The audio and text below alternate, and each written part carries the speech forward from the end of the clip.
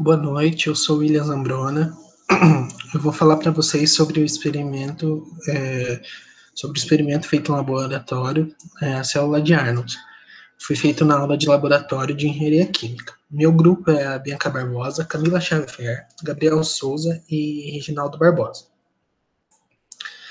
Para você ter uma compreensão sobre a célula de Arnold, você primeiro precisa saber um pouco sobre transferência de massa. Tudo na natureza, você pode observar que tende a entrar em equilíbrio.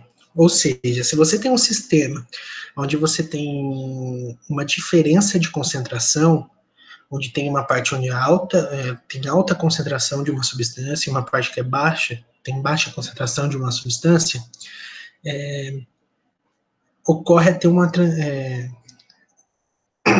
ocorre uma transferência de massa, que seria a difusão. Ou seja, vai da parte mais concentrada para menos concentrada. Na célula de Arnold, a gente pode ver essa movimentação e depois calcular esse coeficiente de difusão. Para montar a célula de Arnold, a gente usou alguns materiais e alguns equipamentos. Foram 2 tubos de PVC, uma conexão, um joelho, que seria esse daqui, um secador de cabelo, sílica em gel, TNT filtro, que foi posto aqui, um termômetro, um tubo de ensaio e acetona. Como que foi montado? Nesse tubo de ensaio, nesse PVC, foi feito um furo aqui em cima e um furo aqui embaixo. Nesse tubo de PVC na horizontal. Esse furo de baixo foi no diâmetro do tubo de ensaio.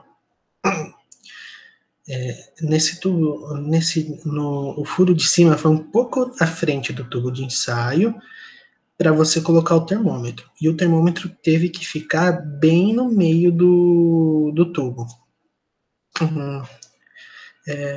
Foi colocado um filtro de TNT aqui, logo acima do secador de cabelo, e nesse PVC na vertical foi colocado 100 gramas de sílica. E depois foi colocado outro filtro de TNT aqui. O que aconteceu? Nessa primeira montagem, a gente observou que a vazão do ar estava muito pouca, porque a gente tinha 2 filtros e ainda tinha a sílica. Com isso, a gente deixou 30 minutos o experimento rodando, só que não houve difusão pela baixa vazão de ar. Então, qual foi a nossa solução? Nós desmontamos o experimento, diminuímos a sílica em gel pela metade, ou seja, colocamos 50 gramas, e também tiramos um filtro, o filtro daqui de cima. Com isso, a gente conseguiu ter um experimento eficiente. Aí, deixamos o experimento rodando por 50 minutos, pegando medições de temperatura e do volume da acetona no tubo de ensaio. Como que a gente fez isso? Aqui nesse tubo de ensaio, nós colocamos um papel milimetrado e colocamos 6 ml de acetona e marcamos. Então, cada hora que abaixava, fazia uma marcação no papel milimetrado. Então, a gente tinha uma base de quanto que foi perdendo. A cada 10 minutos, então, marcava a altura ali e a temperatura.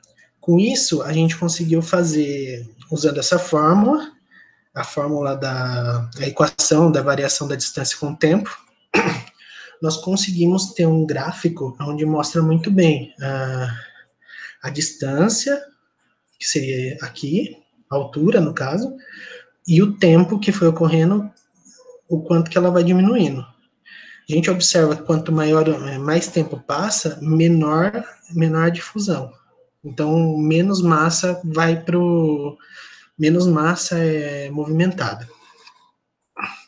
Também a gente conseguiu, com esses dados, a difusão molecular da cetona em ar. E com isso a gente fez uma relação entre a difusão, o coeficiente de difusão e a temperatura. Só que o que acontece?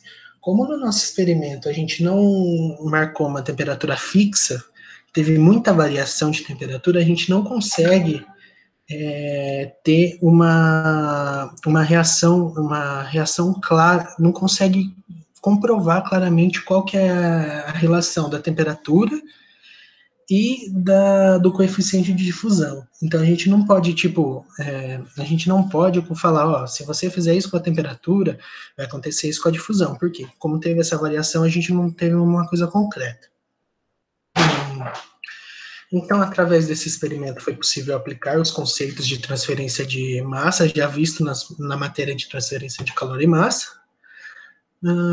O experimento mostrou, na teoria, na hora que a gente foi montar, ele, assim, antes de chegar no laboratório, a gente achou que seria bem complicado, mas a gente viu lá no laboratório com os testes que era até simples montar a célula de Arnold e ver a sua eficiência.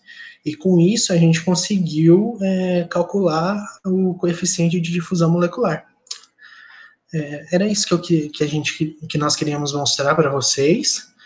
Esse foi nosso trabalho. Muito obrigado.